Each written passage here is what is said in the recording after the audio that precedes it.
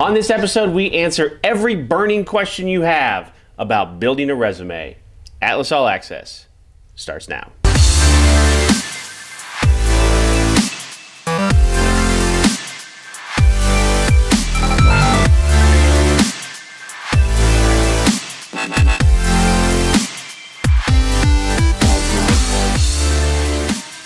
Okay, weird deja vu. It's like we're back again. It is a different day. We brought this guy. Yeah, we brought Joel back. Joel Kozacek, client manager here at Atlas. We're going to talk about resume building today. I just saw this come up online recently, like what makes a good resume in the travel nursing business. And then last week we touched on it just a little bit, and I thought, you know what, that's we can talk about this. There's something to this right now. Sure. So as you're going through, let's say, Adam, you're talking to a nurse for the very first time. Sure. And she says, I don't know where to start. What do you do? Yeah, I mean, the first thing I usually tell people is don't spend 3 hours making up your own resume at this point in time. I usually tell them to send me what they have, or to obviously, go online and do our application and just put, the bare minimums in there of assignments or staff jobs, dates, months and dates that they were there, and then kind of a brief description, and then I'll take it from there. Because even from the person that has the most scratch basic resume to the person with like a top 10 resume, at least here at Atlas, we're going to change it into our own format of how we want that. And Joel brought a great example of what that looks like on here, and we can probably put a example from our great technology people that what a blank one kind of looks like as well, to give people an idea. But I'm going to go in there and tailor that to their specialty, where their jobs have been, highlight travel assignments and those kind of things. So I typically tell people from the beginning, don't spend a ton of time on it. Let me take care of most of that for you. I'll ask you the details that I need. And then, the other thing is when I'm done with it, I usually send my travelers a copy and have them proof it for me, because I'm pretty good at messing dates and things up pretty well, as the client manager side usually finds something wrong with every resume. But it happens, you do a lot of them, you transpose a date, and those kind of things. So I usually have my travelers proofread it, and, I want to represent them for what they are and not what I think they are. Right. And so I want them to look through that and have a copy as well. So from a client manager point of view, why is it important to have our resume in that format so they all look the same? Right. So for me, I love having our company letterhead up there so it says this is an Atlas resume, because with my contacts, they know if they're looking at this, I've already proofread it. I've already gone through, made sure the dates match up to everything. Certs are active. We have education on there. We have all that stuff. They know that they can look at that. They can trust it. So I have to be able to trust that Adam's getting me proper information, which usually does. Yeah. But even then, it happens to all of us. You can be going back and you get the first 5 jobs right, and then somebody comes over and talks to you, and as you're putting in 2013, you accidentally hit 2015. So now it looks like you had 2 extra years at this place when you didn't. But looking over the resume, a second set of eyes usually catches that sort of thing. Yep. Right. So there's a trust factor involved from the hospital then. Like you've built that relationship with the hospital, and that's why it's important that we split out the client manager and the recruiter responsibilities. That you have that rapport, and let's say it's not even the... Okay, who's texting me? Patty Hinks. Look at this, Patty. You're right. Yep. All right.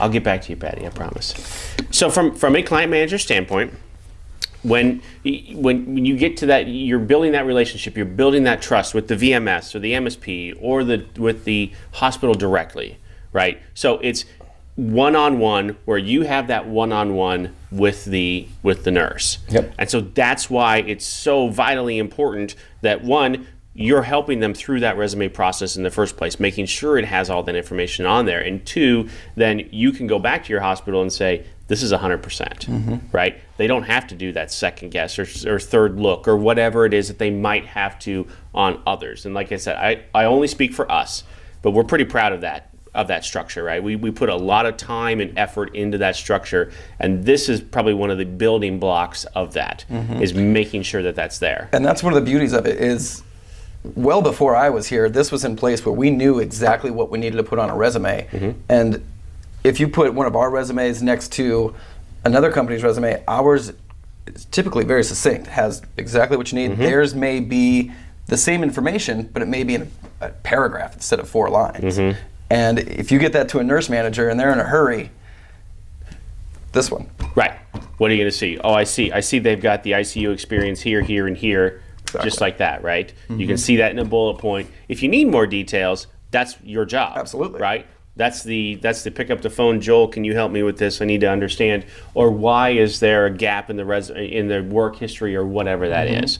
So that brings up another point, gaps in work history. How do you handle that? Because everybody has them. Yeah, absolutely. And I think it's a bigger thing that MSPs and VMSs, like we talked about last week, is doing background checks is what the big issue is with gaps in resumes is why is there a 1 month, why is there a 2-week gap, or why is there a 6-month gap?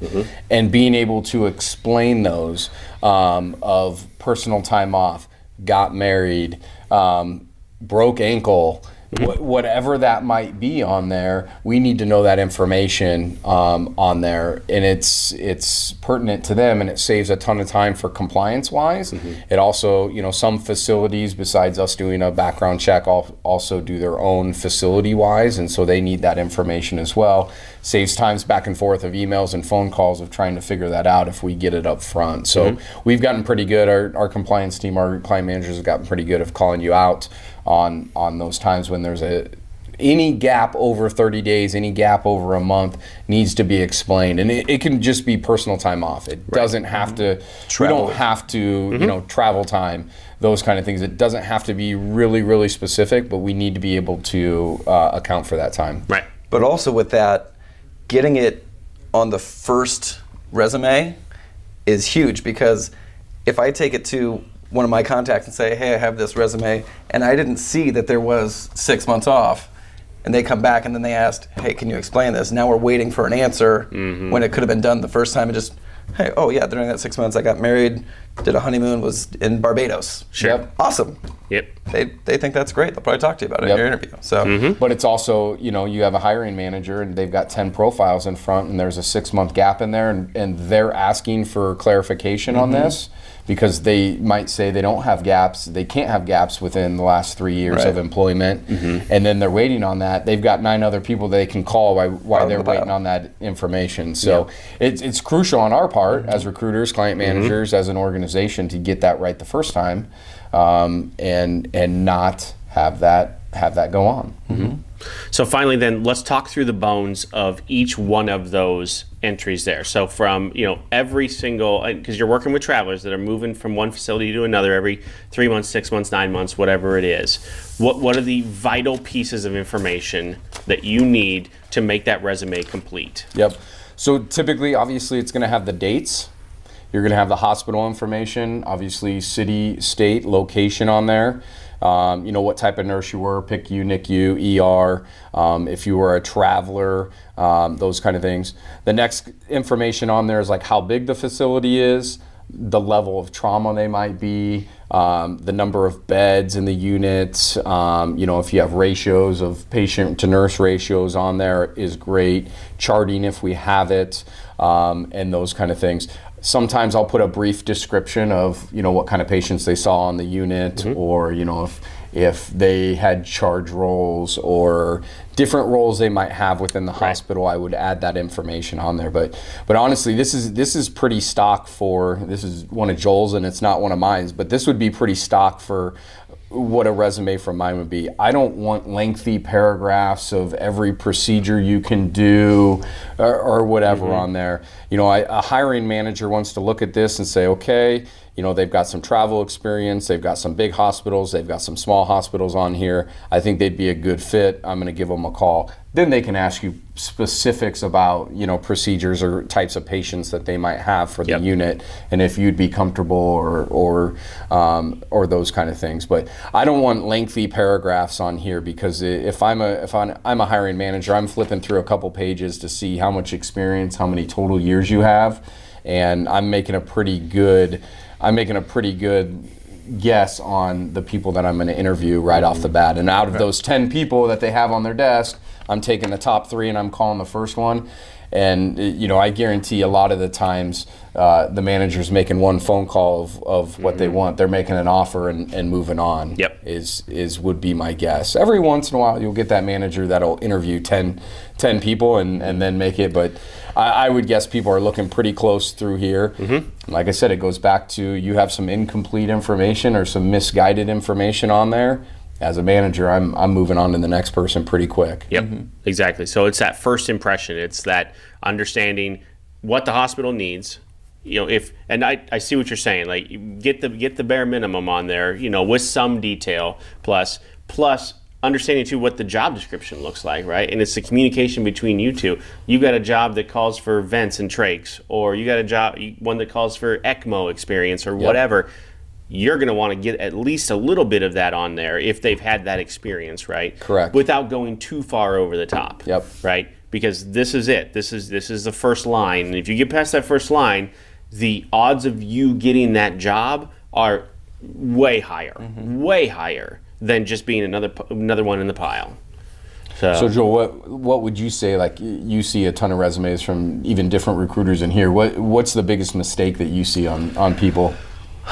Dates, just because they're so easy to mess up. If you're going through quickly and you're going from year to year and you have a December end date and then a January start date. Sure. You ended December 2018, you started your next job January 2018. How did that happen? Yeah. A lot of that's just something, it's just you're moving quick, and it's something that if you look back over it, usually the client manager catches that thing on their first glance if you didn't, but a lot of times it doesn't even get to that stage, because as you go back and proofread, you see that it's right there. Accurate dates from the nurse's side. If it was a 6-month contract and you have 8 months on there, probably going to find out. Sure. 2 of those months were maybe travel time, PTO, whatever. That's okay. It's better to say that it was PTO than to say you were on an additional 2 months that you weren't. Exactly. Who doesn't want to hang out in San Diego for 3 or 4 weeks, right? Or wherever you are. I mean, Houston or Tampa or wherever. Like, that's okay. Do it up front. Right. Let's talk about that up front. Make sure it's on there up front. Because like you said, it's a whole lot easier for them to look at it than for them to come back. Because then you miss that first line. I would just say, for any traveler out there, you know, go ask your recruiter. Hey, let me see how you're representing myself. Yep, absolutely. I would be scared for somebody to represent me without me looking and seeing what that is, because really they can take your information and put whatever they want on there. So, but that's why it's important you have that. You build that trust. You do that all the time. You build that trust between yourself and the nurse when you send that back to them and say, please proofread this. Right before you ever send it out for a submittal. Make sure this is right. That's the first one. You're the second one. You're the third one. So by the time it gets to the hospital, we know, like, you're ready to go. Like, this is legit. You're ready. So good. So I hope that helped a little bit. I hope that answered some of the questions that I saw out there on resume building. I want to continue to do some of these very basic ones, you know, as we go into 2019. Skills checklists and references and that type of thing. We're gonna do all of these. Maybe not with these 2 guys in particular, but you know, maybe we'll see. We'll see how busy they are. I don't know. So, Adam, Joel, thank you so much. I really appreciate it as always. No problem. So, all right. We'll see you next time. Cool. We'll see you next week.